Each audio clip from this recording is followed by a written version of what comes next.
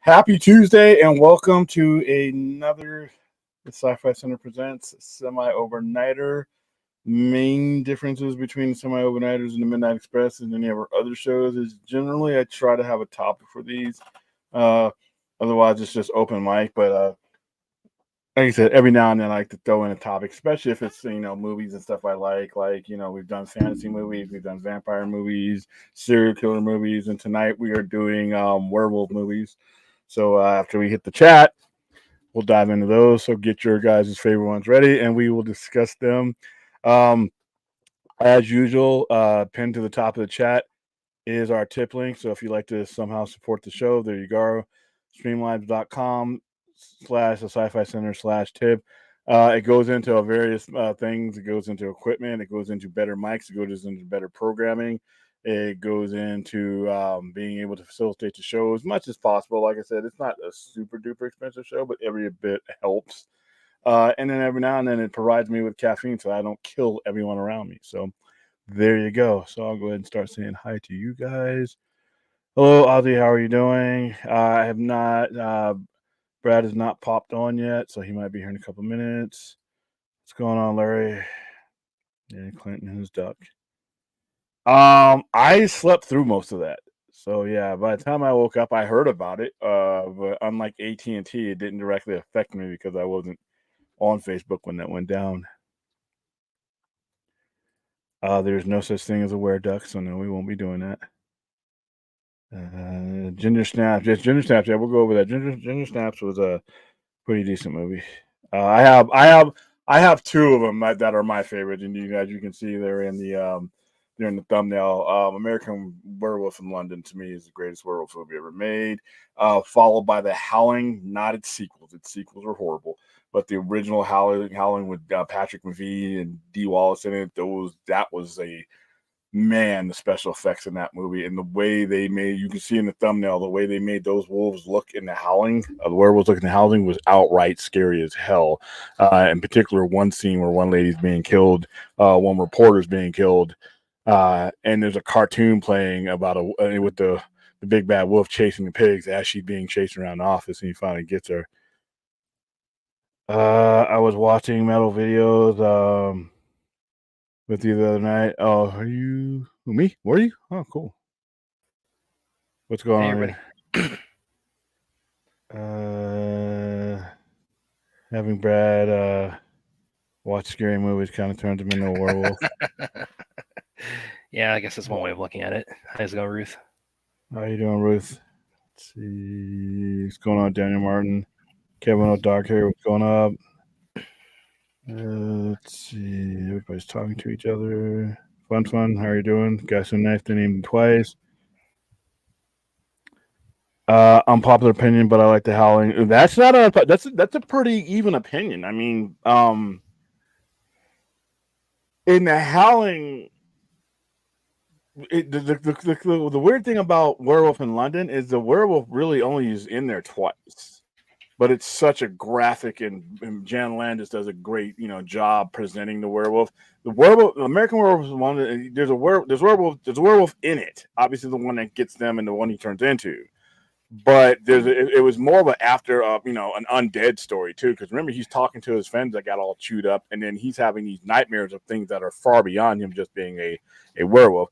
Howling, on the other hand, if you want to get specific as far as like being an actual full-on werewolf movie, there are multiple werewolf movies, werewolves in that movie, and there's extended scenes of them in there. And once they turn into full-on werewolves, you see them walking around, and it's like I said, the visuals of those werewolves, I think, are some of the best ones that I've seen. But no, you could, on any given day, I could probably say The Howling was my favorite. But right today, it's American Werewolf in London. So let's see.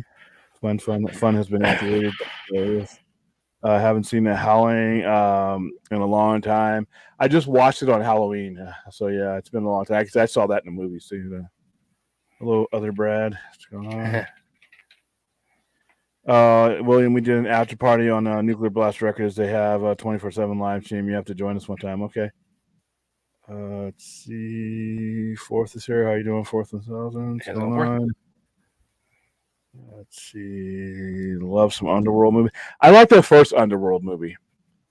then the story kind of got a little bit crazier than I thought, and they kind of lost me with the ones after that. But the first one I thought was pretty good. Monster Squad. I have never seen Monster Squad. You don't realize that? Hello, Ray. Yeah, hit the like and subscribe button. Oh, by the way, I don't know what happened, but we got we got 200 more views on your scary movie today. I don't know what it is. Oh hell! All right, Nick Newson, how you doing? Did I miss the time? Did I miss you this time? Been sucked into Hell Drivers too. Oh yeah, that game? Everybody's playing these games, man. That game. What's the other game? That was a Final Fantasy or something like that. So one of these games, people were like playing for like 30 hours or some shit. I'm like, God, wow, that's why I couldn't do video games. I would be lost in that shit. All right, let's see. Twilight. Well, yeah, though that's probably one of the worst. That's probably I'd have to think Twilight probably the worst vampire and worst werewolf movie at the same time. So that wasn't that wasn't their focus. Their focus was romance and kiddie stuff. So, all right, 385. Yeah, there's 385 people who've watched that your favorite movie, Brad. Oh God, that's 500 too many. Wow, 500 pictures in the negative. How you doing, Ray? What's going on? All right, so let's get right to my topic. So yeah, I'm going to start off with my two, but I'll read you off a list of the ones that you could probably Wolfen is good. Werewolf of London, which is the original one that came out in like I said, the 1960s. Jack Nicholson's Wolf. Actually, no, Werewolf in London was 1935. I'm sorry. Jack Nicholson, Wolf, 1994. I didn't think that was good. Frankenstein Meets the Wolfman is a classic. One of the Universals. The Curse of the Wolfman, 1962. Silver Bullet's a Stephen King adaptation. Teen Wolf, yeah, whatever. Van Helsing. They got Twilight on here. Twilight, New Moon, horrible movie. As far as werewolves goes, let's see. Werewolves Within, that's a newer one. Underworld, one of you guys brought up. Ginger Snaps 2, Unleashed. The Howling, like I said, is in my top two. The Company of Wolves, was a disappointing one. American Werewolves in London, which is on my thing. The Wolfman, which is a classic, but it was obviously limited for a lot of different reasons. So these movies tend to have gotten better when as the makeup and effects got better. Like when you look at that Lon Chaney Sr. when he was doing the Wolfman, you just basically looked like they would just do his makeup in stages, and then over one after another, they would film it, and then it looked like he was transforming into the werewolf right before your eyes. By the time they got to my childhood, they were using bladder effects, they were using all kinds of things to metamorph, do all that, and then to the point where now we're at complete CGI when it comes to God damn it, hold on. It's we're at CGI when it comes to just about any werewolf movie. But some of the designs, like I said, if we go back to the Howling's design, the Howling had probably, in my opinion, the scariest design of any of these movies, and it followed right behind with American Werewolf in London, because that werewolf looked like something out of hell. But let's go ahead and bring up these real quick. Google search. There you go. Like this one right here. This is the scene I'm talking about where why doesn't it give you the screen? Hold on. All right, so we're gonna go with that one and then stop the screen. So you see that right there, off to the right there. This is from 1981. This is the Howling. When they turned into werewolves, they were straight up like 8 feet tall, walking on hind legs, and yeah.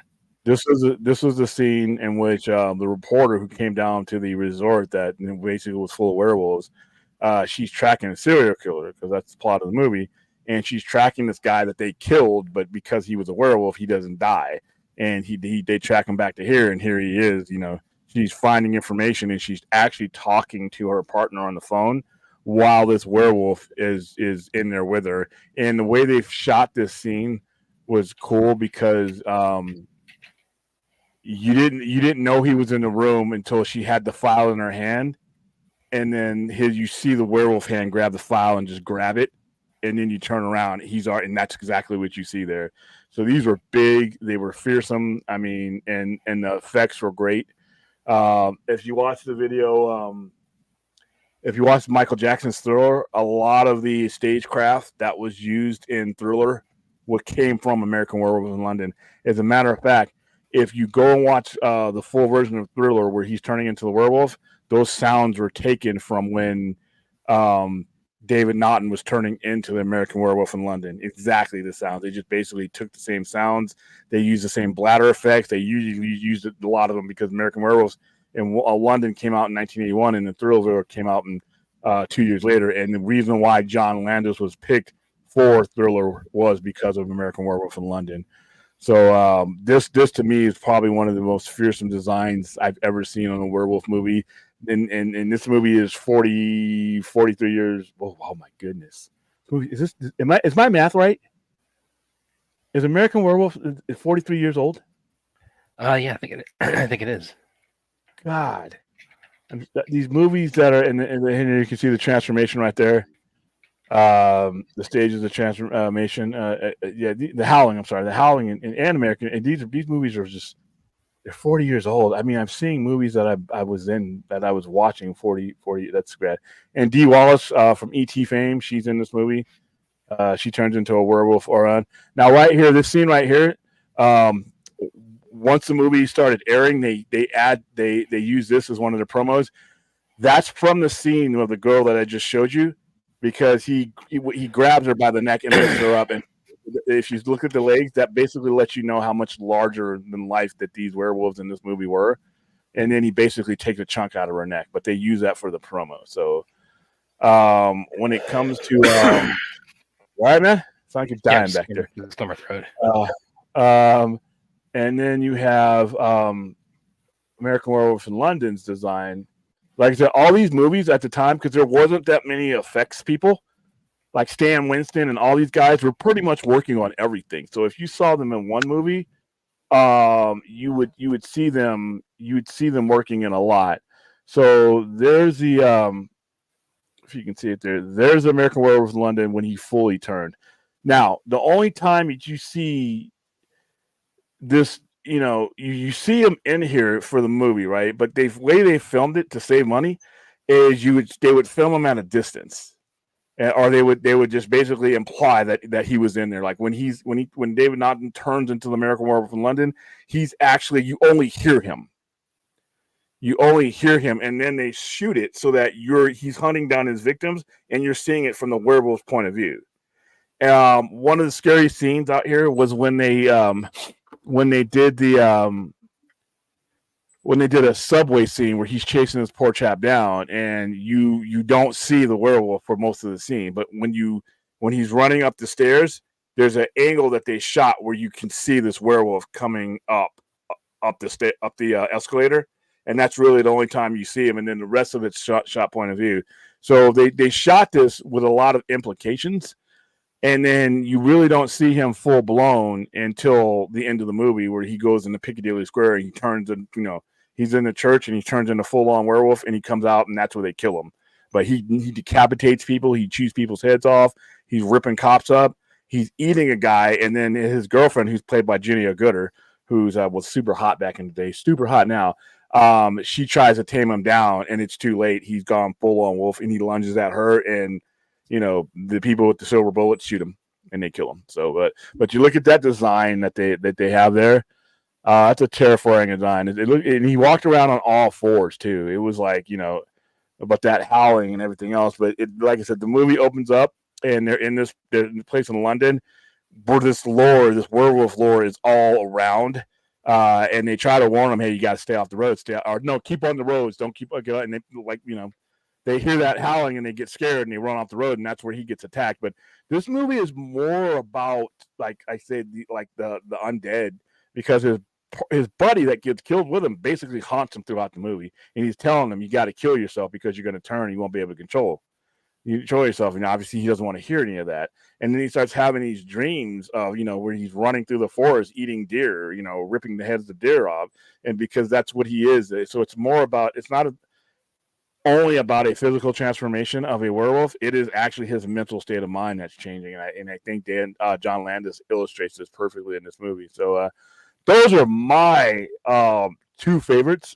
And let me roll down. And you guys brought up Ginger Snaps, Monster Squad. Let me see where I'm at here. All right, you can bring up Twilight, but I'm not really. How you doing, Thade? I would like to join you sometime soon on the panel. Hell Drivers 2 is very much like Starship Troopers. I'm just hearing about it now because I'm not a gamer. But that's a game, right, guys? I'm not, like I said, I don't play video games, but I know that, and I know Final Fantasy got released, and it's just like it's insane. Yep. Werewolf by Night needed more werewolf, and I remember that show. Yeah, but it sucks because when they do these shows, a lot of it, the transformations are kind of limited. What you can do for far as budget. Like when you have the budget, it's really cool, but the transitions are super expensive, especially for a TV shows. Yeah, the first one. Afterwards, when they started getting crazy and they started having like little werewolf babies and stuff, that's where they kind of lost me. So let's see. William got to watch Monster Squad. That film cannot be made today. The kids stuff is authentic and the monster stuff is serious. I've heard a lot about it. I just never had a chance to really watch it. And by the time, it just seemed like it just passed me by. You know what I mean? Azteca, how are you doing, Azteca? What's going on? Brad, do you have a particular werewolf movie that you've gravitated towards? Yeah, that's an interesting question. Because I don't think I'm as well versed in werewolf movies as probably like a lot of the other kind of ones we discussed, like vampires or things like that. Yeah, that's one I might need to sleep on, actually, to be perfectly honest. Yeah, I kind of pulled this one out of my ass tonight because I really wanted to talk horror and fantasy, so I did give you a lot of warning on that one. That's okay. Sadly, there's not too many werewolf movies since they cost so much to make with prosthetics and animatronics, as opposed to vampire movies where the actors just need a set of things or contact lenses. Yeah. No, and like I said, a lot of it's CGI, but a lot of guys who do these movies like to use the Stan Winston way, whereas basically you're using a lot of air bladder, you're using a lot of you're using a lot of just practical effects. Like I said, in the Howling, the Howling, and the way they did the transitions in the Howling is they got you to a certain spot. And it's the same thing with American Werewolf in London. And as a matter of fact, one of the most famous things about American Werewolf in London, and I'll bring it up, was his initial transformation. Because you only see him forming one time. And that's when that's the scene right here where he is in his apartment and he tries to tie himself to the chair and everything else, like that one right there. That's the first time you see him transferring. That's really the only time you fully see him transforming, And that's the scene where this is the scene at the end of the movie where, he basically rolls up to a guy and bites his head off and the head's bouncing through Piccadilly Square, which is like Times Square.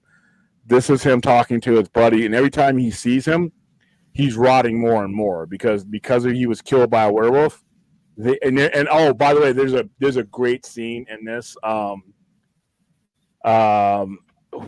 all the people that he's killed are all sitting in a theater, and it's all the people that he's killed. Here it is right there. So these are some people he kills in a park. The guy right there in the subways to the right of them. And then there's his buddy right there. He's rotting. I mean, and they can't die because of the way they would kill. The only way that they can get any peace is if he dies. And and his buddies throughout the movie is trying to tell him that's the only way that he can get peace is if he dies, because it's a curse. And everybody he kills is gonna, no matter how much he rips them up, is going to stay in a state of undead, haunting undead until the curse is ended, and it ends with him. So yeah, there's it goes a lot to making a truly horrifying werewolf movie because of the if you do it, wow, we're at 35. Hey, please hit the like and subscribe. Thank you guys for being here this late at night. I know these are odd hours, especially for you East Coasters. So hit like and subscribe and share the geek conversation. They were watching a scary movie, probably. All right, no scary movie tonight. But yeah, a lot of guys who do werewolf movies and horror movies in general, you're seeing a lot of swing back to it's not just CGI or it's not just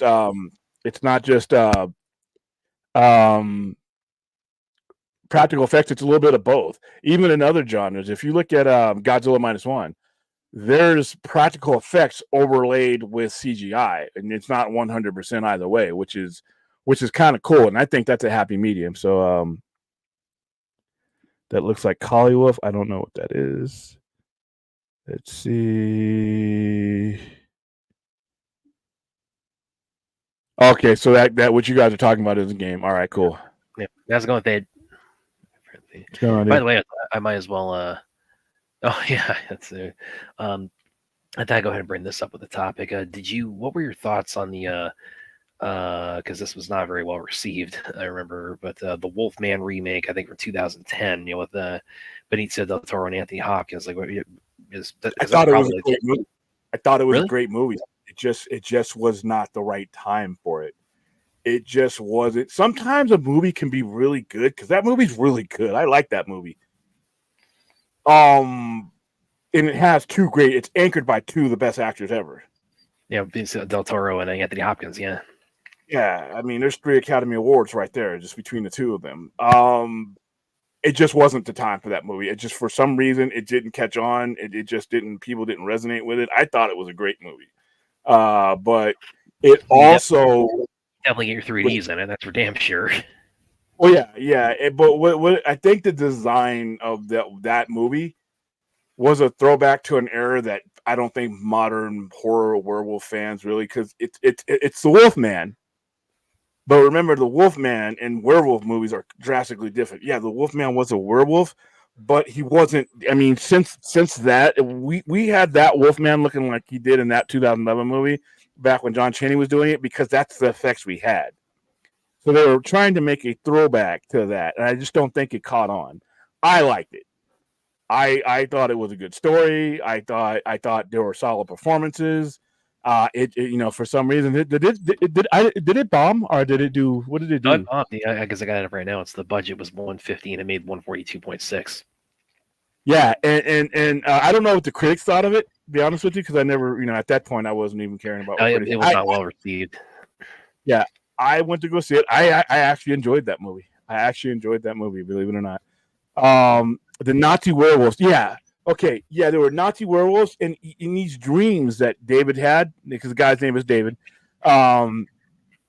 he just kept having his dreams. To be honest with you, the dreams that he has are worse than the fucking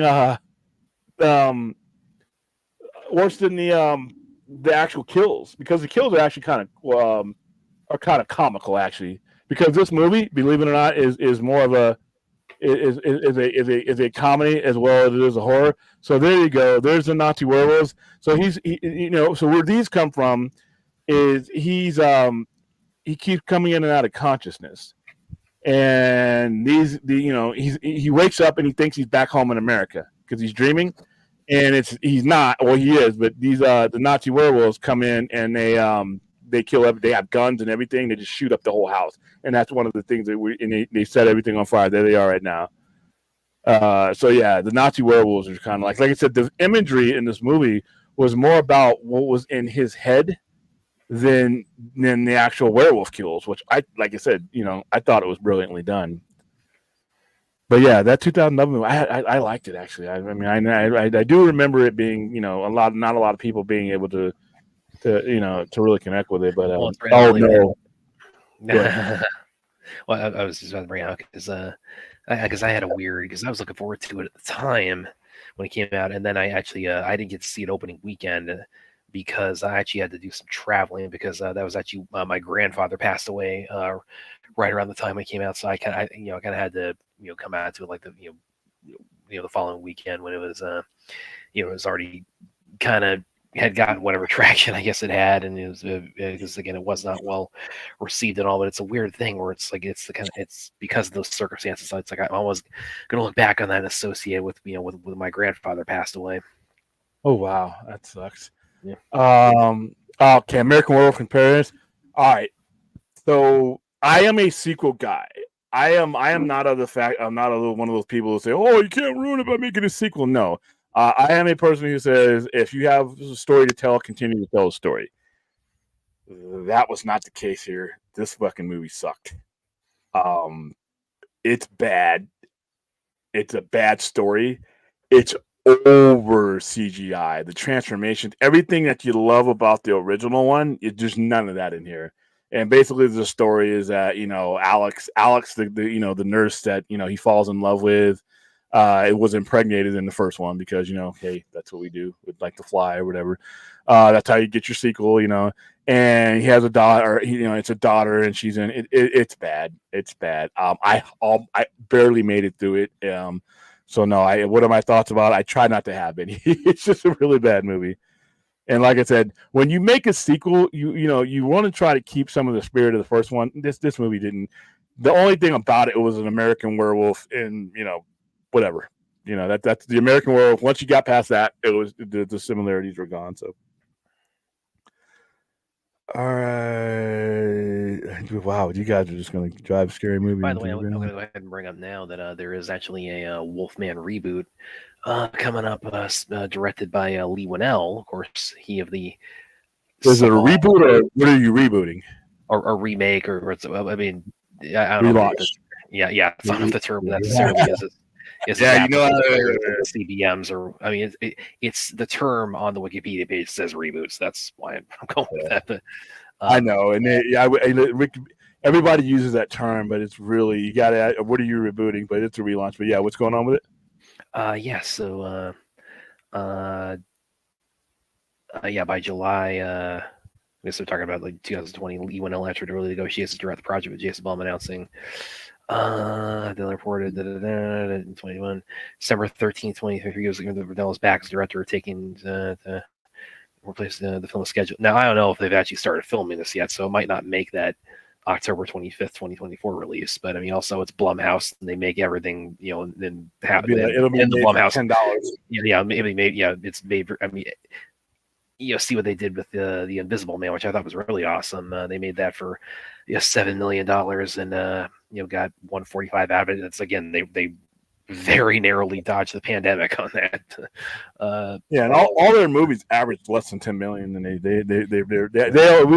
had to look back, and they lost money on like one movie back in the day, but it doesn't happen for them. They're very judicious when they come in. All right, what happens when a werewolf gets bit by Dracula? Is he a zombie? I've seen like Underworld has tackled that. I don't know how. I mean, I couldn't sit through those movies to find out exactly how they did it. But technically, if you're following the lore, it depends on whose magic is more powerful. Is the werewolf's lycanthropy more powerful, or the vampire's bite? I've seen some stories where I've seen horror magazines where the werewolf is immune to the vampire's bite, and that's why vampires, you really don't like werewolves, because it's not something that they control. They can control wolves and bats and everything else, but a human wolf, a werewolf, is usually something that they cannot control because they're immune to their bite and their magic. And it's the same thing, like a werewolf attacking a vampire. It wouldn't turn them into a werewolf. Now, a lot of that's going to depend on who's writing the story too. So if you have somebody who's writing the story who thinks that can happen, then basically it can happen. But in any story I've seen, it's generally, and like I said, excluding Underworld because they got silly with the rest of their sequels. I haven't seen it anywhere where one would take over the other. They would go to war. There's stories where they go to war and they can't turn each other, so they're basically multiplying their manpower by attacking just normal humans. So, all right, let's see. I don't want to see a werewolf get full blown. Why did I click on that? Let's see.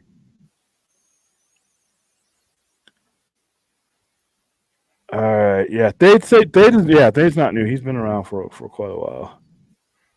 He was actually, like I said, he was one of the original co-hosts when I went solo here. Would love to see a modern werewolf transformation done practically and horrifically like Werewolf in London and Howling. Yeah, I think Blumhouse would be the one to do that because not only by necessity, but by Jason Blumhouse just seems like a guy who's down for practical effects, and a lot of movies are showing you these days that you can do it when it comes to these smaller movies. You can't do it with bigger movies because of you couldn't do it with like an Avengers movie for the most part because it takes too much time. Practical effects are better in some cases, but they also take longer because you're physically applying things, you're physically filming angles. The Thing in 1982, a lot of the things that they did in there were bladder effects and things like that, and they were reversed. Like when he sticks his tongue out when he becomes a spider monster, and he sticks his tongue out to pull his head there, that's actually reverse. So there's a lot of lot of actual effort that goes into that. It's good, but it actually takes time, and a lot of times you're paying these people a lot. So yeah. Buffy the Vampire and Angel had the worst looking werewolves. Yeah, yeah. Once again, though, when you're talking about something that's on a CW or a WB at the time, who and whose fault is that? I'm just kidding. I'm just kidding. Well, exactly, it was on a TV show. You're never gonna get, for the most part, even you can name the best. I mean, you're almost never going to get those type of effects on a TV show. Even Star Trek back in the day, before it went like streaming, you go look at Star Trek: The Next Generation's first 3 seasons. Oh my goodness, you want to see some awful shit, right? But that's what we had. But you also had to spread that money over 26 episodes. Now, if you look at it, when it comes to streaming and things that are on cable, you see the budgets that put into that, and now you got Game of Thrones, now you got all kinds of stuff, you got True Blood, because the budget, the subscription money is putting in. But yeah, just about every one of these shows, be honest with you, that's on a network TV or TV like that, probably not going to be the best because they weren't working with a lot of money, Yeah, well, let me be clear. It's like, again, I'm not throwing any of the makeup or prosthetic or anybody artists on Buffy and Angel under the bus. I just, you give me a chance to make a Joss Whedon one-liner, I'm going to take it at this point. Yeah, and Josh Whedon had zero control over the budget. Yeah, that was not. That's we can criticize him for many, many, many, many, many things, but that's not one of them. What are you? Do you have any in particular, Ray? I've never watched an animated werewolf show. Have you? Let's see. Brad said Taylor Lautner was his favorite werewolf. Be honest with you, technically that guy's a werewolf because he transforms into a wolf. But when in the traditional horror sense, it's it's when they're half and half. But Yeah. By the way, Taylor Lautner too. It's like he's actually quite the martial artist, and so he'd be great to be in like I don't know, like a sequel or a remake of The Raid. And I'm bringing that up specifically because people are asking me. You've not brought up The Raid yet, so it's like I use that as a way to work that in. We have to come up with an animation. All right, we're at 41 people. Please like and subscribe. Yes. I don't know what it is about my voice tonight. I'm glad you are all here, but this is like this might be a record for like a Tuesday, Wednesday. So 42. Thank you guys for coming in. I hope you're enjoying the conversation, and if you're out there, bring something to it. We're here to discuss. As much as I like American Werewolf in London, I've never given a sequel. No, dude, your life is not going to be improved one bit by that sequel. It's just not. I don't think it's good. I think it's all, like I said, everything that made the first one special, it's been stripped away from that sequel. That sequel's awful. So this is my opinion. Go ahead and give it if you're curious and you want to give it a shot. Go ahead. Personally, as somebody who loved American Werewolf, the original one. I just thought it was a bit, just bad. I can't even compliment it in any way because even the effects on it are not good for the era that it's released in. That you think it would be much better, and it's just not good at all. So Let's see. I never got a chance. So I heard of Hemlock Grove, but it was done with before I got a chance to get around to it. But I've heard of it. Did you watch that one, Brad? I have not. No. Oh, Slipknot brings up. Anyone remember the lead scene from Blade Trinity of Ryan Reynolds and Jessica Biel in the casino? Yeah, that was a kind of a weird alternate ending they had. I barely remember that movie, but I did see it though. I remember how bad it was. Dade, I like Howling Rebirth and the Howling 3 marsupials. Oh man, dude, the marsupials were bad. I can't be with you on that one. Oh, that was no. I couldn't do it. And then when you would ask one of them what their name was, and their name used such a language it would like break glass. Oh, it was so bad, dude. But you know what? Hey, to each his own. I know a lot of people that still watch those movies out of guilty pleasure, but once again, once they started getting into the other stuff, it's just so far away from that first movie. But you know what? Movies are subjective. But yeah, the marsupials don't remind me. Oh my goodness, kangaroo wolves. William, have you seen Jacob Black Werewolf? Look that one up. It'll change your mind. Okay, let's look it up. Well, that's him. That's the kid from that's Taylor Lautner's character in Twilight, right? Well, why so? Why am I? How is it going to change my mind? And what is he saying? Hold on. No, I think he's just trolling. He's just saying, "Oh, the design is so amazing." It's like, no, it's a wolf. It's a giant wolf. I'm not looking that up. It's a giant wolf. Let's go. Let's see. It's a wolf. It's a giant wolf. It's a wolf the size of a horse. Yeah. Yes. 9 more subs. So we've actually moved up like really quick. If you look at where we were, if you just watch the stream where we were about maybe 3 or 4 weeks ago, we weren't as close to 400. We've been moving they up. All came and watched me be tortured with Scary Movie. That's all they. Hey, that's all I'm good for them at this point. I mean, I still can't believe that many people watch that stream. By the way, so I'm going to put the chat, not the chat link. I'm going to put the charity link. I have not decided what this weekend is going to be yet, so I will though as we get closer. Yeah, the Scary Movie. However, I'm not going to bring that up. Let's see. Curse is a great film. Yeah.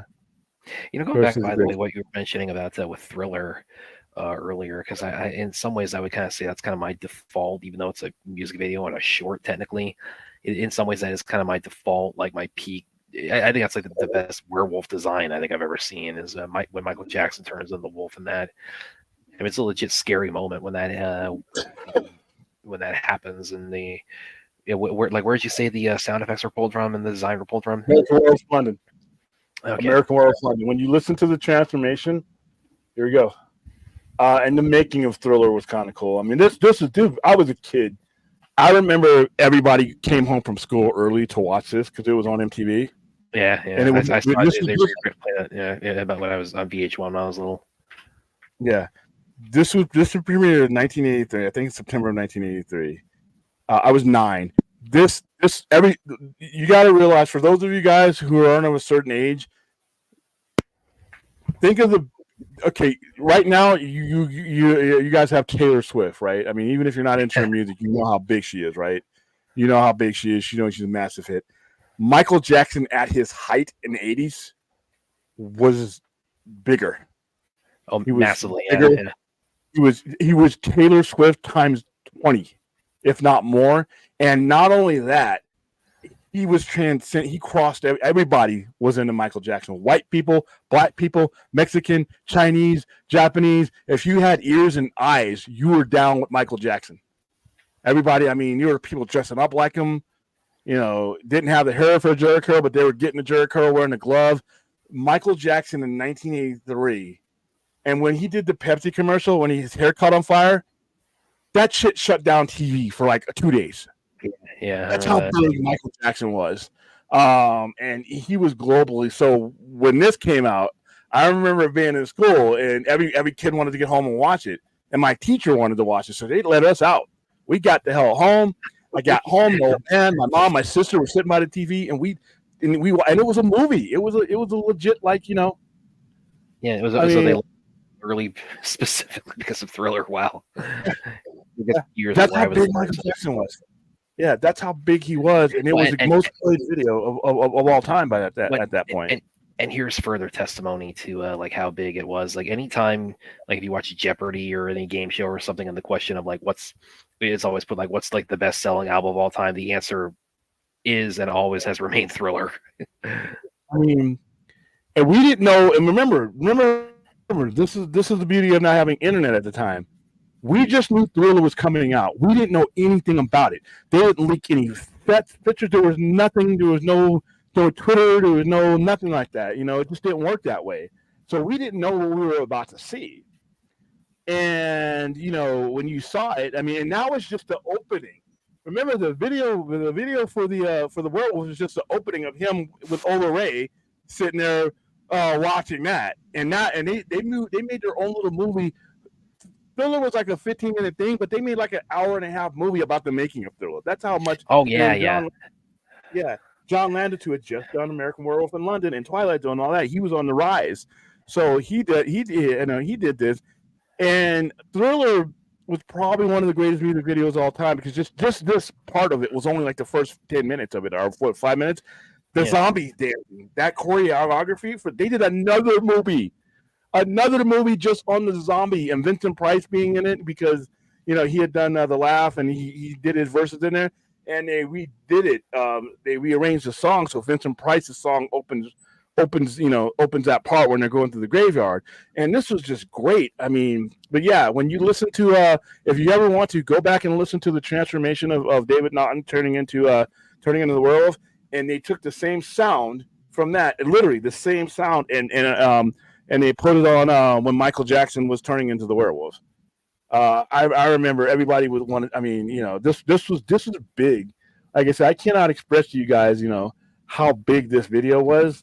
The day it got released, I mean, there was no way to keep track. We didn't have, like I said, if you'd had YouTube back then, it would have been some crazy shit, dude. Yeah. Well, and I mean, I think probably for anybody who wasn't around, which I wasn't, but when Thriller dropped, I mean, came about, I mean, I was still caught a lot of Michael's heyday when I was a really, really little kid. But again, what adds to the what's also testimony of that is like when Michael Jackson died, I mean, for like a full month longer, probably like the rest of that year, I mean, it's like I turn on the radio, it's like it's playing Thriller, it's playing Billie Jean, it's playing Beat It, it's I mean, and he what was it, like he sold like more posthumously than any other artist who's ever lived.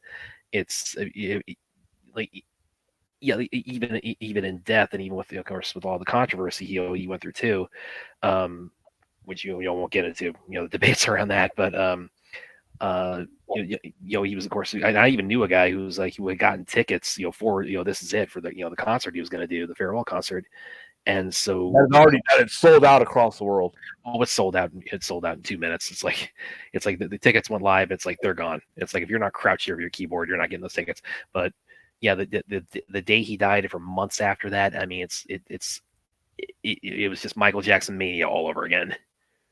Yeah, but that's just imagine, like I said, in Werewolf in London, it had been out for 2 years, and this is when we were first started to get VHSs and stuff in our house. So I remember my dad taping this video so we could watch it over and over again. But yeah, Thriller was big, and that helped the werewolf genre tremendously because, like I said, it literally. Yeah, because like I said, people don't realize. Like, so we're talking werewolf tonight. We'll probably get around the zombies too, but like when the choreography in that video, the way they went over it, I think there's a lot of people that were involved in that video, and a lot of the transitions and out when he's dancing with the zombies, and that was probably one of the best dancings I've ever seen because it was like 30 or 40 people in unison, and you had some of the best dancers in the world working on that. Man. I don't know if can we pull this up? Have you seen that one video? It's like the high school teacher who's like leading her students in the hallway through like the choreography of the Thriller. I think I've seen it, but I don't know where to get it. I don't think there should be a problem like copyright wise. As long as we don't play the music, yeah, we're fine.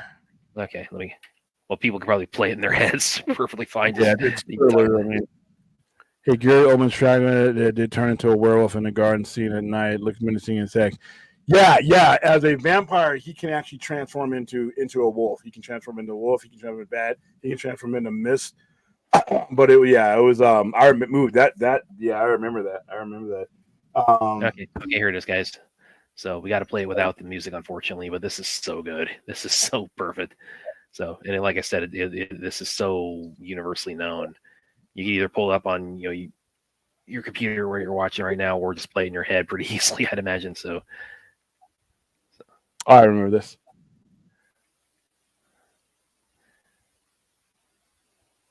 Oh, this is they do a damn good job with this, and they're better dancers than I am, frankly. And they didn't have a lot of space to work with. They didn't have as much space to work with in the graveyard. There's yeah, and this is Michael Jackson. So I guess this was like the science teacher or whatever. I wonder, like, when this gets around to the school, like just the spontaneous thriller performance, like how does that just makes everybody's day. Yeah, that was probably a dance class. All right, hey Larry, thank you for the $10 tip. Yesterday I had gum surgery, ouch, and got some extra bone from a cadaver. My first implant, ouch. In honor of which I'm requesting RoboCop the musical by Lego Lambs. Much love, William and Brad. Okay, so that's how you wrap up the show, Brad. Yeah, look at this. Yeah, this is cool. How perfectly this recreates all that. Yeah, and this is the march. They don't have any space. Yeah, there's no space there, dude. They're in a hallway. Yeah. This is like the best day of school ever. All right, William and Brad, who would win in a fight, a werewolf or a vampire? Oh, that's a tough one. I mean, there's only certain ways you can kill a werewolf, so I mean, it depends on. Only certain ways to kill a vampire. Yeah, so you almost vampires can transform, and vampires can flop. So I would say the vampire would edge it out because of the speed and stamina and the fact that they're mobile in ways that a werewolf can't be. So that's probably. I think a werewolf is a werewolf for the most part. A traditional werewolf is a savage being, feral creature. Feral, whereas the vampire is still got its mind about it. So I'd go with me personally, I would go with the vampire. I think also it's like you do have to kind of weigh that a vampire versus werewolf fight. You have to also consider like the proximity of sunlight to that. It's like how close to the sun coming up is this fight taking place. It's like if it's in the dead of night, then it's like then they're okay. Yeah, because a vampire, even though you look at the more of the modern, the last 30 or 40 years, and even in Nosferatu, if you read the Bram Stoker actual novel back when I was reading, a vampire will not just turn into dust in the daytime. He or she becomes significantly depowered, though, so they would not be able to fight a werewolf, and plus a werewolf wouldn't be around that time. But as it gets closer to daylight, the vampire's power would weaken to the point it becomes near mortal, but it doesn't turn into dust. So they would both have to call it a day once the sun came up. Oh, here's a good one, actually. Or maybe, well, depending on who you talk to, whether it's good or not. I mean, this has werewolves in it and vampires in it, is the 2004 cult classic Van Helsing, Hugh Jackman. Because that's the monster mash movie they did. I actually enjoyed that a lot as a kid. But I mean, I still do now. I still put on around Halloween, but I can recognize it's very check your brain at the door. Just bringing all the check your brain and quality control at the door too. Because I never really connected with the movie. Well, the thing about that is because that does have a vampire and a werewolf showdown in it. Because when Dracula turns into like a massive vampire or a massive bat. And Van Helsing becomes the werewolf thing because they do a little bit of retconning in that where they establish that the only weakness Dracula has is a werewolf bite. So I just wasn't on board with all that, but I hated that movie. I'm sorry, I really hate that. I do still really like it, but it's like it's not a hill I'm prepared to die on either. Nah, I mean, there were some premises on there. You didn't just have to leave your head or your brain at the door.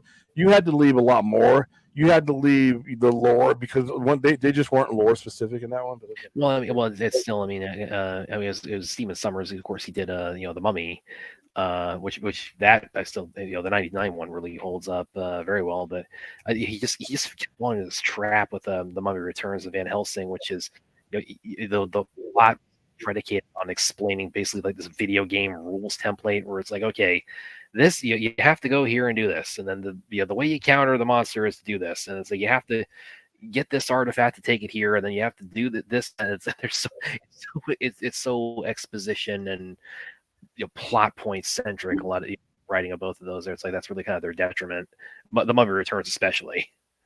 All right, Azteca. For me, I'll just give you my personal opinion about it. Like an allergy, sorry. For the time that it came out, that type of movie making was being revolutionized by guys who were making those type of movies. And even though the transformation scene is legendary, it was a graphic movie. A lot of this story was haunting. I mean, like I said, it appealed to me even as a 7-year-old. But it all depends on what you were into and what you were into at the time. And like I said, I think it's a movie that has aged well, simply because of the fact that if you look at, we've gone through the era of CGI, and you take a look at what made that movie special was transitions. A lot of the stuff that you see even in CGI today mimics what they were doing in practical effects, both in this movie, The Howling, and The Thing. So I think that's where the hype comes from, because it was groundbreaking for the early 80s. We're not talking about mid 80s. We're talking about early 80s, when a lot of these things were still being developed. They weren't using this type of methods in the 70s. They were, the 80s was where it was at, and this is one of those movies that broke the ground. So I think that's why it gets the hype from. Technically, Harry Potter and the Prisoner of loosely, I guess, but I guess it's all depends on where you're coming from. Teen Wolf. Teen Wolf. You know what? I thought Teen Wolf was silly, but I understand and that's, once again, it was Michael J. Fox at the height of his he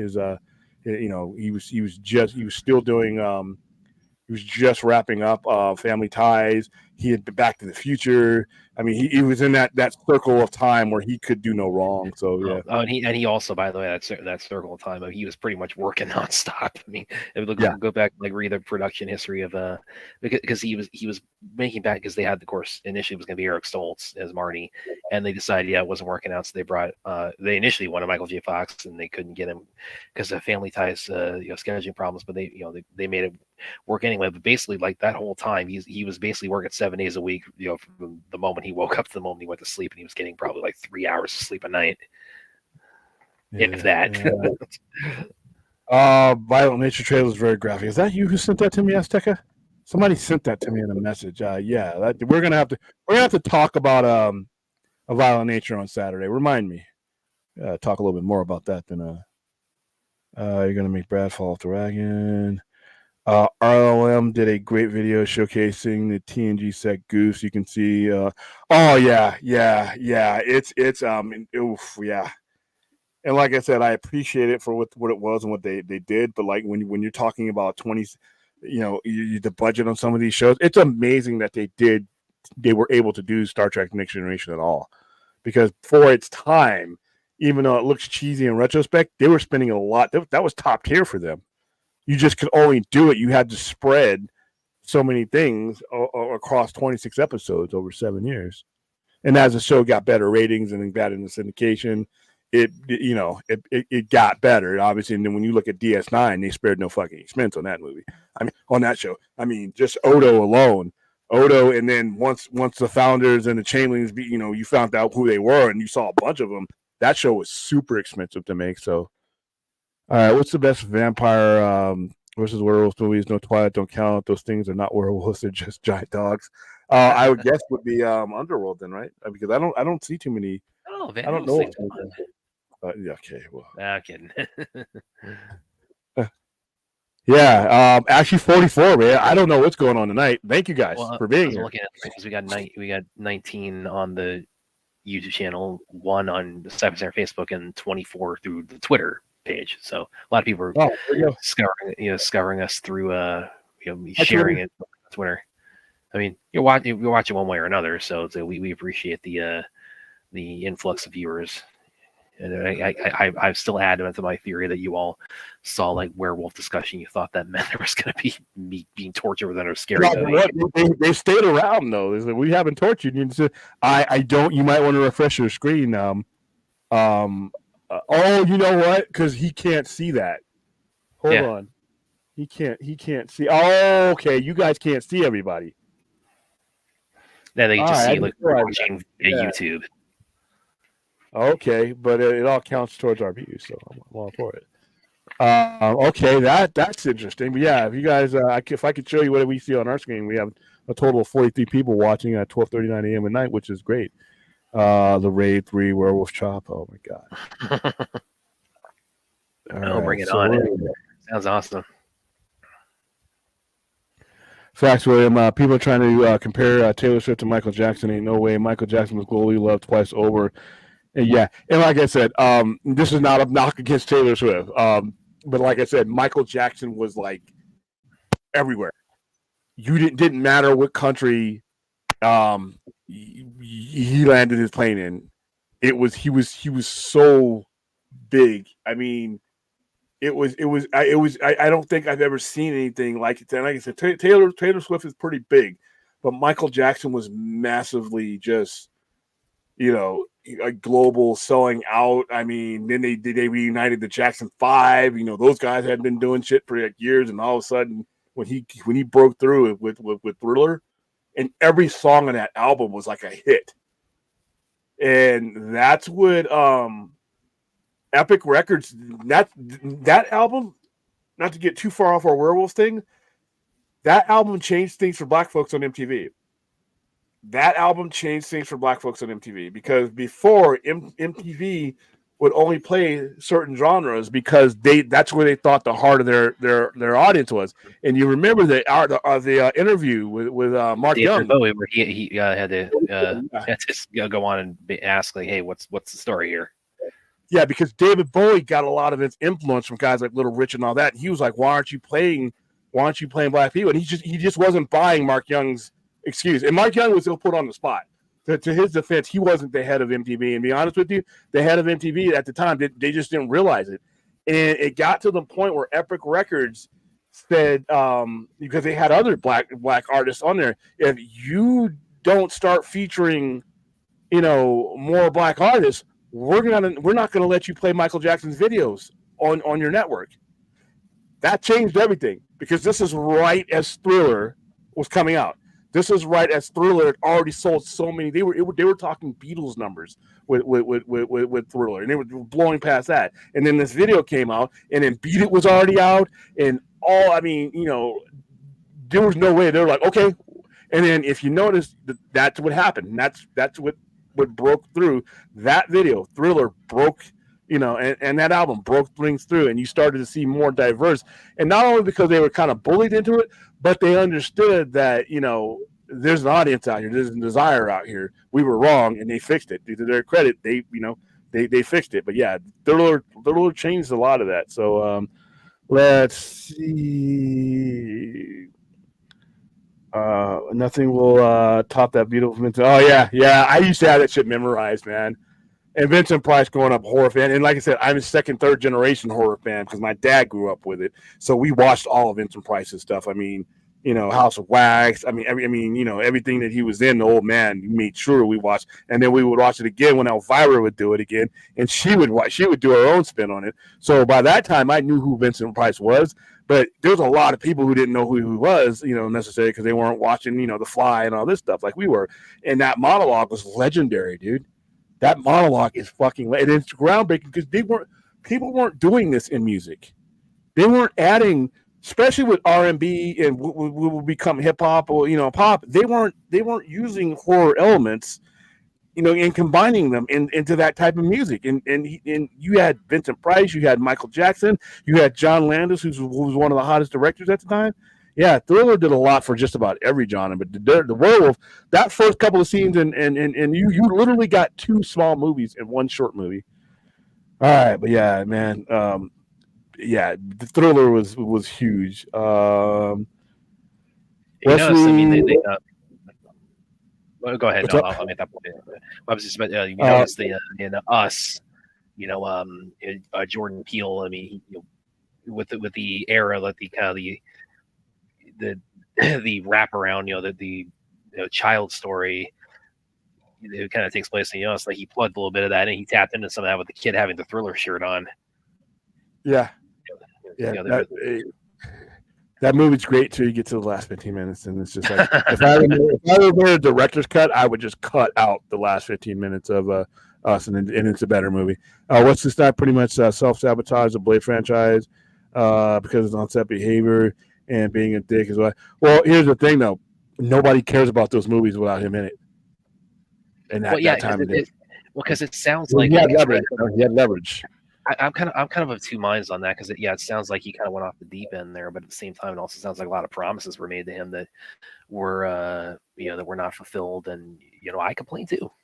So, dude, I remember there were people trying to make the gloves and that jacket from Beat It. Everybody wanted that jacket. Everybody. And when Michael Jackson would wear a members only jacket, which is like a fucking beneath Kmart level, it rose up to because he would pose on these magazines, these teen magazines, and whatever he was wearing, the guys wanted to wear it. I mean, that was how big. I mean, I wasn't around when Elvis was that. I mean, I was only like 4 when Elvis died. I wasn't around for that phenomenon. I was around for Michael Jackson, and I have seen nothing like it since. If Michael Jackson were at his prime today, if he were in his mid-20s and mid-30s today, or even 40s today, everywhere Michael Jackson, even with these allegations, even with these settlements, it didn't matter. Michael Jackson had sold out dates on the day he died. If Michael Jackson could come back to life and like today, he would come out here to Vegas, Allegiant Stadium. Oh, I don't know if I could ever see him. He's a pet on, but sold out. Tokyo Dome, sold out. SoFi Stadium, sold out. Wherever Michael Jackson would perform, it's selling out. And when he made albums, and not all of his later albums, I mean, but look at, we're talking about Thriller. Bad and Dangerous were some of the best-selling albums of all time. This guy was a revenue generator, and it sucks that all that stuff was around him, but it also sucks that he died. He was only like in his 50s when he died. He was like 51 years old when he died. I'm like, and him and Prince just had these issues with sleep and pain, and they just accidentally overdosed. It fucking sucks. But yeah, that red jacket, I remember that red jacket. Once you saw that jacket on Beat It, everybody wanted that jacket, and I knew people and kids whose moms were seamstress and did leather work and stuff that were making them as close as they could get. Everybody, I swear, was wearing the glove. Everybody in school was going and wearing the white glove. I knew one guy who had his mom put sequins on the glove to school, not to a cosplay. We weren't doing cosplay back then. We were wearing this shit to school. That's how big Michael Jackson was back then, man. Let's see. I remember the day he died. It was like June of 2009, and like I said, the world even then, modern world stopped. Like it's and I weird story. It's like for some reason, whenever somebody famous dies, it seems like it's always my sister who passes the news on, because she was like texting me that Michael Jackson died, and then when Chadwick Boseman died, she also texted me that night that he had died, and so that one. The Chadwick Boseman one got me by surprise, and I didn't even know he was that sick. No, nobody did. Yeah, and both times, of course, I thought she was pulling my leg. So I guess now it's like when she texts me, somebody has unfortunately passed away, somebody famous. It's like, oh, okay, I guess I gotta take it to the bank now, because she's every time I find it out through her for whatever reason. We didn't have TMZ. Like the TMZ gets it, the body's not even cold yet, and I think that's kind of messed up. But Yeah. Well, yeah. The good question. I think they're both dosed though, because they both have weaknesses in the daytime. And a question in terms of pure strength, Would you say supernatural fans underestimate how truly strong a vampire in terms of pure body strength compared to werewolf? Well, like I said, it all depends on who's telling the story too. Because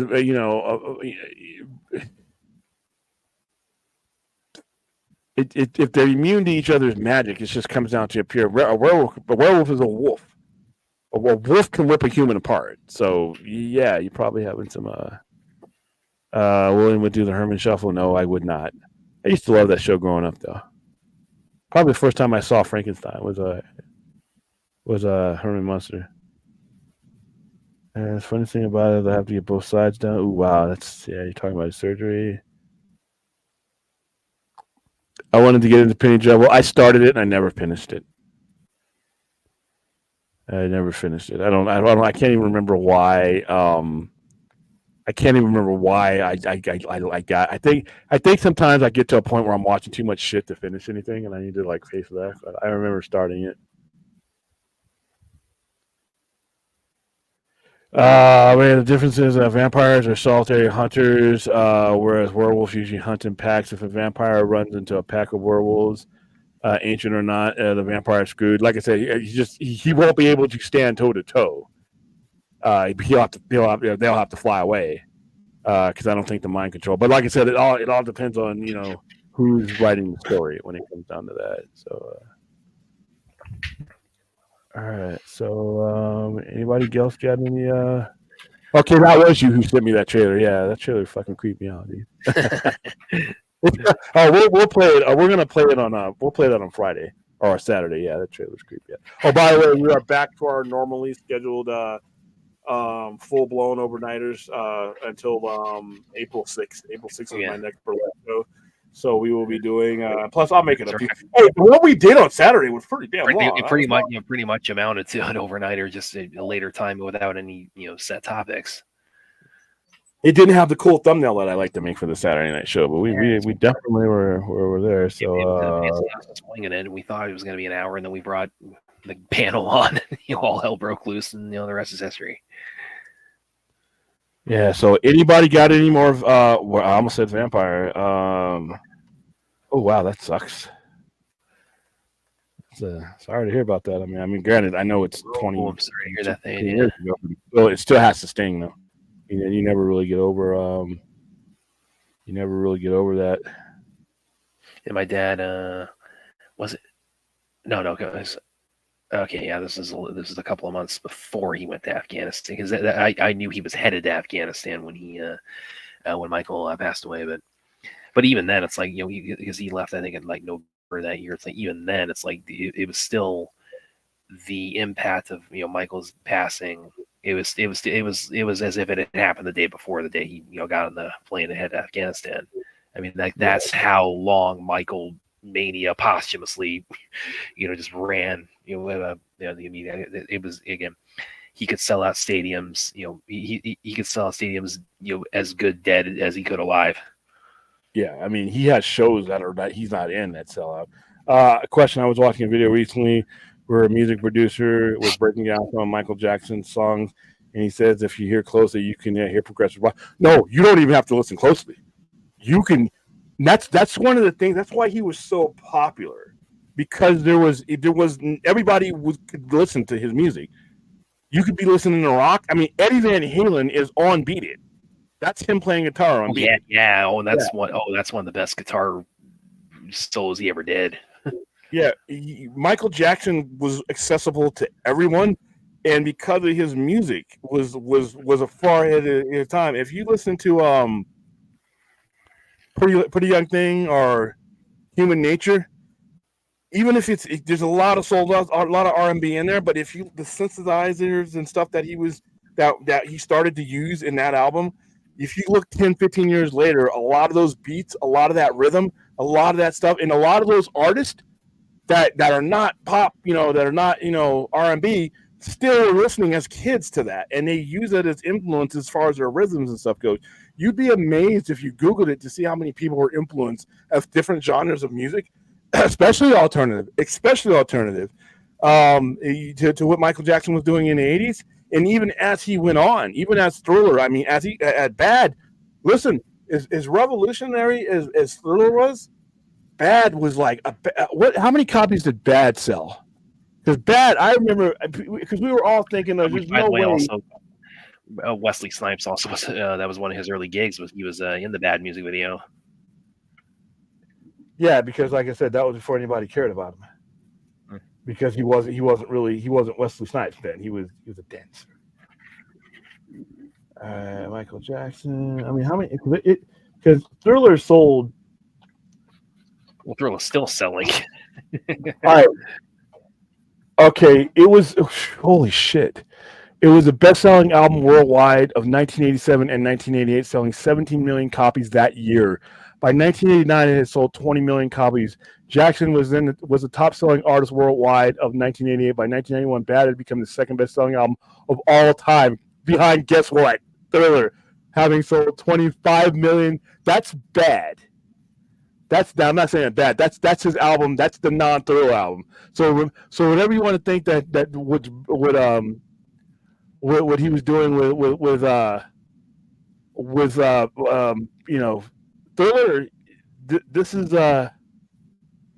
this here was, like I said, behind it. He basically almost outdid himself.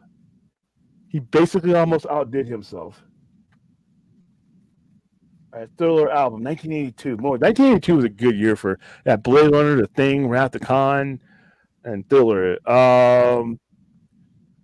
Quincy Jones, like I said, and by the way, Quincy Jones was as probably progressive as anybody. He's still alive today, by the way. But when he was producing things, he was a black producer, but he wasn't thinking in the old Motown ways that it carried over into the 80s. He was doing things. He was progressive, and as Michael Jackson's producer, I guess it's just basically he molded him. How many albums did Thriller sell?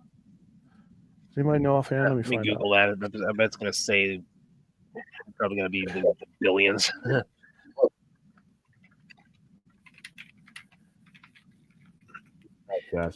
Okay, on Google. Okay, it's 70 million copies. 70 million. What that is? My God in heaven, that is, and it's still number one. Still number one. Thriller is the 25th anniversary edition of Thrillers. The original album sold 24.21, making it the best-selling album of all time. Yeah, the number 2 is AC/DC Back in Black. No way. Yeah, that says it right here. Yeah, and it's still a pretty significant league as a 70 million. AC/DC does 50. Hold on, that can't. Are you on? No way. And I love that album, but that's outsold Beatles albums. Top 10 most sold albums of all time. Let's look. Right here.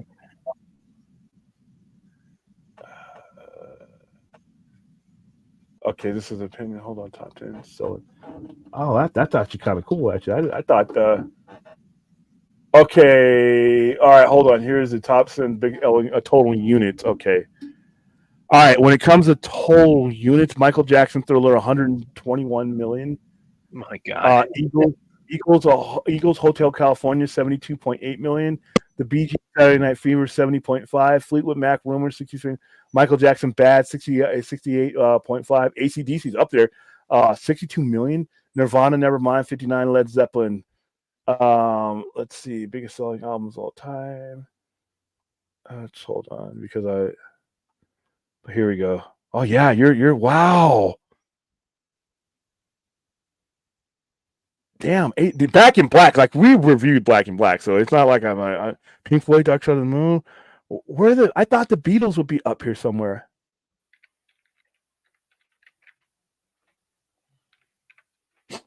Wow. Oh, okay. I guess not. Back in Black, by the way, that's a very deserving album. By the way, I mean, don't get me wrong. Back in Black was, like I said, and that was an album nobody saw coming because they thought that AC/DC was just basically going to collapse after the death of Bon Scott, which usually happens when a member dies. I mean, Led Zeppelin broke up after Bonham died, so and he wasn't even the lead. He was a drummer, but once a member like that passes away, a lot of people just don't want they just don't want to go on.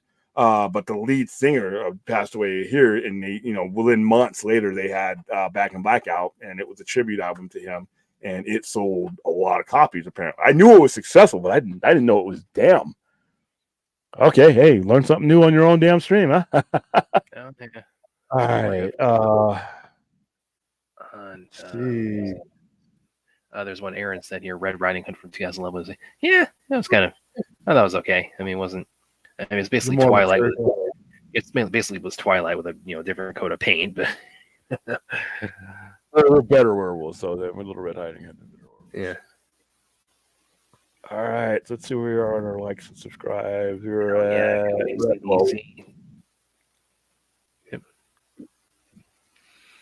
Larry asked me.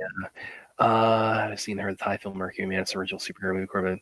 I know of it, but I haven't seen it. But I probably should because the guy you're talking about, Pana Ridacry. It's all that guy. That dude is I've seen plenty of his work. He is one of the greats of Thai action. He's basically like Thailand's Yuan Wu Ping. So I do need to see Mercury Man, but I do know of it. All right. I heard Rick James told MJ he needed to take more risks, make a sound that no one else was making at the time. I believe it. Plus, James hated Prince allegedly, so it makes sense. Well, you got to realize that more so than anybody, Prince and Rick James were literally fighting for the same audience. They were literally fighting for the same dollar. And then back in that day, you didn't. It was tight. It was tight. I mean, if you weren't buying a Rick James album, you were buying a Prince album. So that's where a lot of that hate, came from. They were both freaks, though. Rick James was a fucking freak, dude. Yeah. I mean, the Dave Chappelle special, cocaine's very powerful drugs. I love how he went from but it was tied directly to a werewolf performance by Michael Jackson. All right, we're actually caught up. Yeah, you just mentioned Prince. It's like this maybe should come as no surprise, for some of the slightly younger people. It's like, I mean, my introduction to Prince was through the Tim Burton's Batman. I mean, like that whole like the art gallery secrets of the Joker just trashing everything. And there's a lot of Prince in Batman. Yeah, I mean he was I remember when he was dressed up as the Joker and he had the half face of the Joker. Yeah, so he was like Joker and Two-Face all at the same time. Yeah. Do you think album sales were so astronomically high back then because of the lack of access to outside of MTV and owning physical media, like hundreds of millions of physical copies as well? Yeah, because so not only that, but you could only if you wanted to listen to all the songs on the album, they never played the entire album. And most of them, they just never played. So even though you hear, you would hear Beat It, you would hear, Thriller, you would hear all these things. For the most part, there were songs on most albums that you were never going to hear on just standard radio. And the record companies wanted that way because they wanted you to buy it. Even with MTV helped album sales as well, because not every song on the album got a video. So they kind of worked in synchronicity as far as like being able to to be able to push each other. But yeah, that was just the way we listened to music then. It was either the radio, but if you wanted to control what you heard, the only way to do that was to physically buy it. You had to either buy the tape or you had to buy the album. Otherwise, you were dealing with the randomness of MTV or the radio. So yeah, in many ways, I think that's right. The lead singer of Living Color said his influence as a singer were Michael Jackson and Lenny Kravitz. I could see that. Let's see, what else were you on? That makes you proud, Bossy. Let's see. All right. I guess the radio had heavy rotation, but audience didn't have that control. Yeah, exactly. Like if you heard a song you liked, you had to wait around for them to play that song. And in many ways, it's the same thing with MTV. You had to wait around for them to play that video again and hope that you had your VHS to tape it. So yeah. Question: If websites like LimeWire and Napster were around when Michael Jackson was releasing his albums, with the amount of power Michael had with those websites, no, they would have been crushed. They would have been absolutely crushed. and not only would they have been crushed, whereas with Napster and LimeWire had the general, because everybody hated Lars Ulrich for that because of his stands against all that. But Lars Ulrich is not Michael Jackson, so stealing from the king of pop at that time, you would have been made public enemy. You would have been pariah. You would not have had the public opinion on your side because Michael Jackson was so beloved and people thought of his work was so you just pay for it. Whereas by the time that Napster came around and LimeWire came around in the late 90s, you had a generation, that if they were born on the day that Thriller came out, they just weren't down. They didn't have any money. They had the family computer and that was it. So it was a different world by the time. But yeah, if Michael Jackson, if Napster and LimeWire would have came out in 1982, 1983, they would have been crushed because the record companies had a lot more power then. They had a lot. The record companies ruled the world, even more so than MTV. The record companies ruled the world in the early 80s, and they had all the lawyers and they had everything. Now, remember, Napster eventually got shut down anyway, even without Michael Jackson, but it would have been absolutely crushed, and there wouldn't have been anybody siding with the people with Napster like they did when Lars Ulrich went after him. So, hey, my girl likes to party all the time. Yeah. I remember hearing him sing, and I was like, oh my goodness, what is he doing? The earth is not flat. That's my thoughts. Is that okay? Are you directly asking me a question? I think it's on your leg here. Okay. All right. I'm like, it's not flat. I've learned because you know why? Because I've been all around the world. And when you keep flying one way and we didn't fall off, I came back to the other side. So I'm living proof that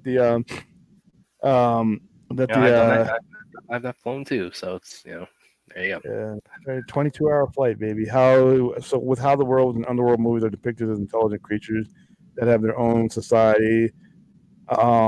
Remember, even in like True Blood, I mean, so it's just all. See, a lot of this guys comes from who's controlling the narrative, who's writing. It's like whenever somebody asks me, would comic character A would Thanos beat Darkseid? I'd say absolutely not. But if Jim Starlin was writing the comic book and not not Keith Giffen or somebody from DC, then he probably would come up with some goofy way for Thanos to win. I mean, it's just a lot of it depends on who's telling the story and what narrative it's coming from. So yeah, Prince. We lost Prince too soon, man. We lost Prince too soon. Yeah. All right, guys. I think we're about to wrap it up unless anybody has some music videos used to push the music, and it was very instrumental. Yeah, it went back and it was kind of like I said, it was kind of a symbiotic relationship because neither one could give you the whole album. You had to go out and get that shit. Back in Black, you were only going to hear "You Shook Me All Night Long." They didn't even play "Have a Drink on Me." They didn't play that on Back in Black, and then when I remember being a little kid. When they would play Black in Black on the radio, I remember telling you guys about this when we reviewed this album, is they would cut off. There's Angus Young goes a lot longer on that guitar solo at the end of Back in Black, and it gets cut off on commercial radio. I remember calling into a radio station in LA, and I'm like, "What are you guys doing?" He's like, "Well, we only have so many times to play so many songs, and it's a limitation. But why are you playing?" Why are you cutting off that best part of the song? He's like, sorry, man. And then one time I got to know the DJ or the radio DJ, and he would actually play it for me, and he would mention me on the air.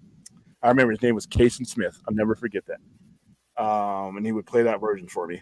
So yeah, Back in Black. Wow.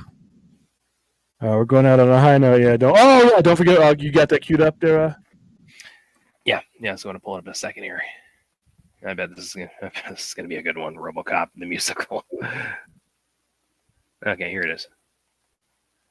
Let me go ahead and get full screen. All right, here we go, guys. RoboCop the musical.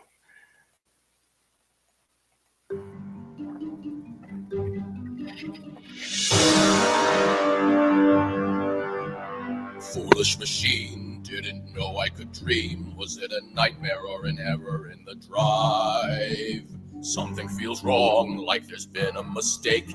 I'm awake, but I'm not sure if I'm alive. Brain is infected with 4 prime directives. I'm quite a remarkable tool. But somehow I feel like I used to be someone who thought about more than these rules. Murphy, it's you. Murphy, it's you. I watched it happen. They killed you, you were dead. They blew your arm off and they shot you in the head. Murphy, it's you. What did they do? Though I don't know if you remember who I am. I was your partner for a day. My name is Anne. Murphy, it's you. Murphy, it's you. You act so calm, but I can see that you're in pain. You run a program, but you used to have a name. It was Monica, look up the case. All of it's true. Take the screws out and look at your face. Murphy, it's you. Why am I able to conjure up feelings my programming shouldn't allow? Frustrating glimpses of people who loved me, but what would they think of me now? Strange little ticks from the life I once knew, like the way that I holster my gun. Why can I punch through a wall and not feel it, but don't know that I had a son? Etched in my head all the looks on their faces, the pleasure they took from my pain. Taunting and teasing and making bad jokes just as if we were playing a game. How many corpses are given the chance to avenge themselves after they're lost? Wait till I finally find them and force them to pay for the life that they cost. I have to go now. I must not linger. I will find these killers. I'll use my finger. So I better believe what she said. All of it's true. OCP from here back from the dead. Murphy, it's you. Murphy, it's you.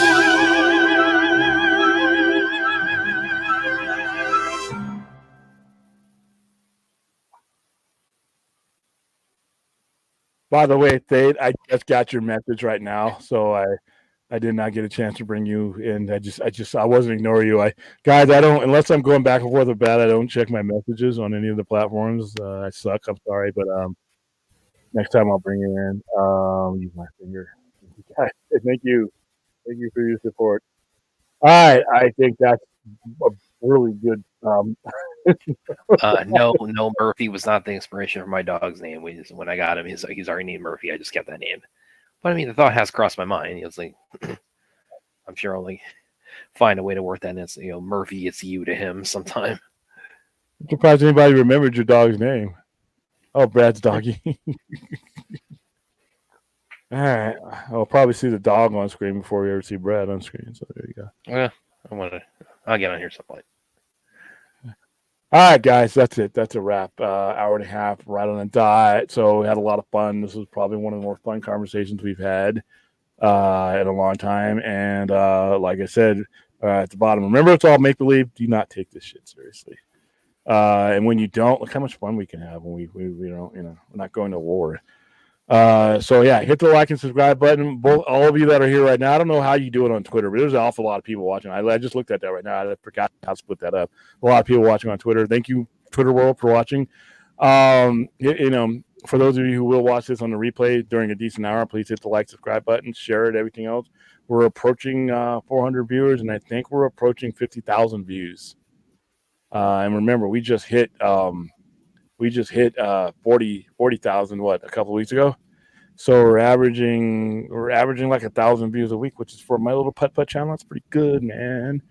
Now our next goal is to get up to 500 eventually and get monetized, so YouTube can take 70% of our super chats. All right, and once again, so like I said, I hope that this last hour and 31 minutes and 35 seconds has taken you away from if you were having a bad day, I hope we cut into it a little bit. But if that didn't do it and you still need help, 988 Suicide and Lifeline, 24/7 call, text, chat. If you have it, use it. If you need it, use it. If you don't need it, just put it out there. Like I said, you never know you could be doing for somebody in a timely manner.